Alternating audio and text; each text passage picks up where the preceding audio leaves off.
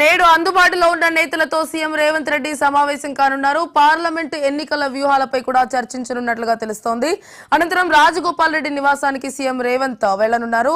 ఈ సమావేశానికి భువనగిరి పార్లమెంటు నియోజకవర్గ నేతలు కూడా హాజరు కానున్నట్లుగా తెలుస్తోంది. ఈ నెల 14 నుంచి మే 11 వరకు సీఎం రేవంత్ సభలు నిర్వహించనున్నారు. 100 రోజుల కాంగ్రెస్ పాలనపై ప్రచార పత్రాలు విడుదల చేయనున్నారు. నియోజకవర్గాల వారీగా నేతలకు సీఎం సూచనలు చేయనున్నారు. ఈ నెల 12, 13 తేదీల్లో మహారాష్ట్రలోనూ రేవంత్ రెడ్డి ప్రచారం చేయనున్నట్లుగా తెలుస్తోంది.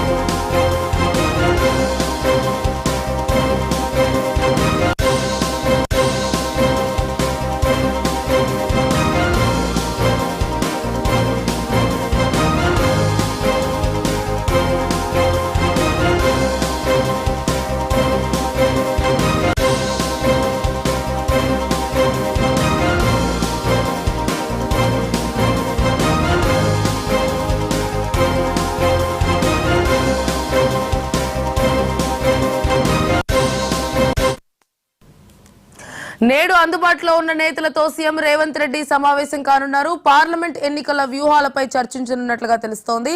అనంతరం రాజగోపాల్ రెడ్డి నివాసానికి సీఎం రేవంత్ వెళ్లనున్నారు. అయితే ఈ సమావేశంలో భువనగిరి పార్లమెంట్ నియోజకవర్గ నేతలు కూడా హాజరు కానున్నట్లుగా తెలుస్తోంది. ఈ నెల 14 నుంచి మే 11 వరకు సీఎం రేవంత్ సభలు నిర్వహించనున్నారు. ఈ 100 రోజుల కాంగ్రెస్ పాలనపై ప్రచార పత్రాలు కూడా విడుదల చేయనున్నట్లుగా తెలుస్తోంది. నియోజకవర్గాల వారీగా నేతలకు సీఎం సూచనలు చేయనున్నారు. ఈ నెల 12, 13 తేదీల్లో మహారాష్ట్రలో కూడా రేవంత్ రెడ్డి ప్రచారం చేయనున్నట్లుగా తెలుస్తోంది. ఇదే అంశానికి సంబంధించి పూర్తి డీటెయిల్స్ మా కరెస్పాండెంట్ శ్రీకాంత్ అందిస్తారు. శ్రీకాంత్,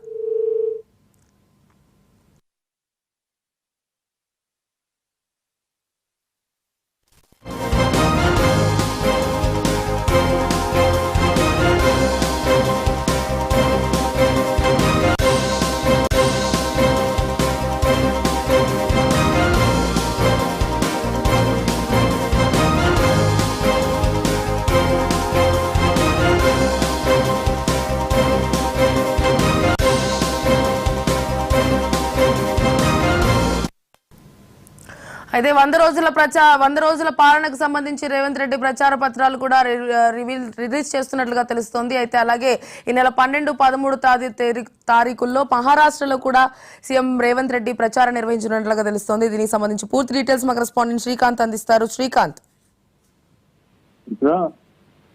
కాంగ్రెస్ పార్టీ పార్లమెంట్ ఎన్నికలకు సన్నద్ధమవుతుందని చెప్పొచ్చు. ఈ నేపథ్యంలోనే పిసిసి అధ్యక్షుడు సీఎం రేవంత్ రెడ్డి అందుకు తగ్గట్టుగా ప్రణాళికలు సిద్ధం చేస్తున్నారని కూడా చెప్పుకోవచ్చు. ఎందుకంటే ఇప్పటికే 15 లోక్సభ స్థానాలకు 14 ఖచ్చితంగా కాంగ్రెస్ పార్టీ గెలుస్తుందని ఆయన పలుమార్లు చెప్పడం జరిగింది.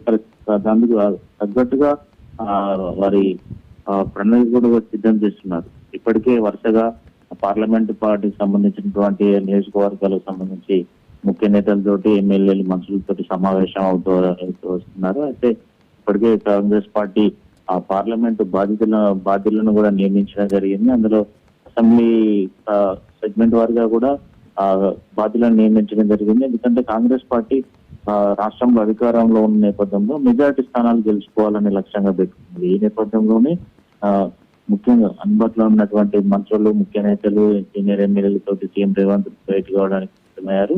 ఇందులో కూలంకషంగా చర్చించే అవకాశం కనిపిస్తుంది. ముఖ్యంగా పార్లమెంట్ ఎన్నికల్లో ఎలాంటి వ్యూహంతో వెళ్ళాలి, మిగతా స్థానాలు గెలుచుకోవడానికి అవలంబించిన విషయాలపై ప్రధానంగా చర్చించే అవకాశం ఉంది. ఎందుకంటే సీఎం రేవంత్ రెడ్డి ఇప్పటికే ప్రకటించారు 100 రోజుల పాలన రెఫరెండంగానే ఎన్నికల్లోకి వెళ్తున్నామని చెప్పడం జరిగింది. ఎందుకంటే ఇప్పటికే ప్రభుత్వం 500 రూపాయలకే గ్యాస్ సిలిండర్ కావచ్చు, అదేవిధంగా 200 యూనిట్ల ఫ్రీ విద్యుత్ కావచ్చు, అదేవిధంగా మహిళలకు ఫ్రీ బస్, అదేవిధంగా ఆరోగ్యశ్రీ కింద 5 లక్షల నుండి 10 లక్షలకు పెంచడం, ఇట్లాంటి సంక్షేమ కార్యక్రమాలు కావచ్చు, అదేవిధంగా ఇటీవల డెవలప్మెంట్ వర్క్స్ కావచ్చు, వీటన్నింటినీ ప్రజల్లోకి బలంగా తీసుకెళ్లాలనేది ఒకటి ప్లాన్ పెట్టుకున్నట్టుగా తెలుస్తుంది.